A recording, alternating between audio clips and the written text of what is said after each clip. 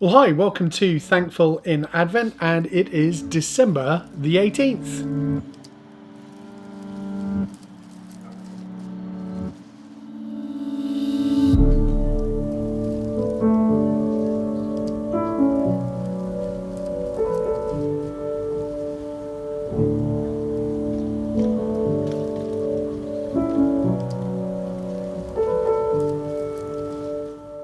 I'm reading from Luke chapter 2, verses 25 through to 38.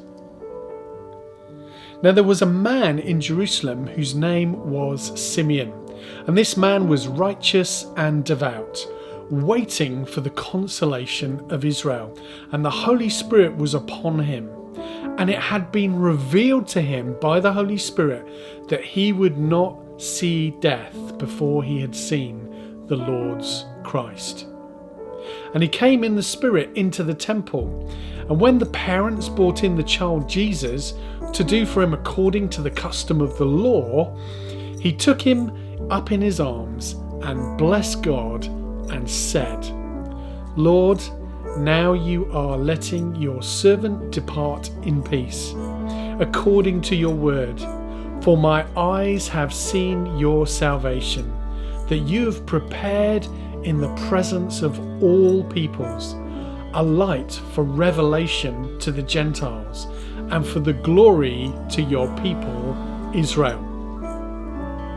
His father and his mother marvelled at what was said about him, and Simeon blessed them and said to Mary his mother, Behold, this child is appointed for the fall and rising of many in Israel, and for a sign that is opposed, and a sword will pierce through your own soul also, so that thoughts from many hearts may be revealed.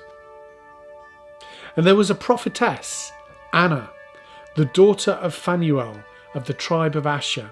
She was advanced in years, having lived with her husband 7 years from when she was a virgin, and then as a widow until she was 84.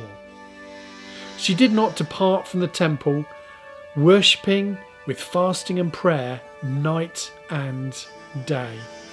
And coming up at that very hour, she began to give thanks to God and speak of him to all who were waiting for the redemption of Israel. You know, the Nativity story reveals those who had been expecting Messiah and waiting for decades to see him.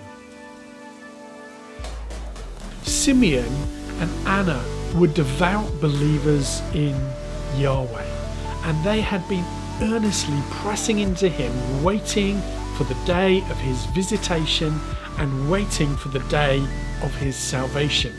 We can be thankful in Advent because the account in Luke's Gospel shows us in the story of Simeon and Anna that those who truly hunger after God's supernatural manifestation, activity, intervention and rescue, and then position and posture themselves accordingly, get to see those things in their generation. I want to encourage you to pursue him, his supernatural manifestation, his sovereign and supernatural activity, his amazing intervention. No matter your age, because in your generation, you need to know this. He is the same yesterday, today, and tomorrow.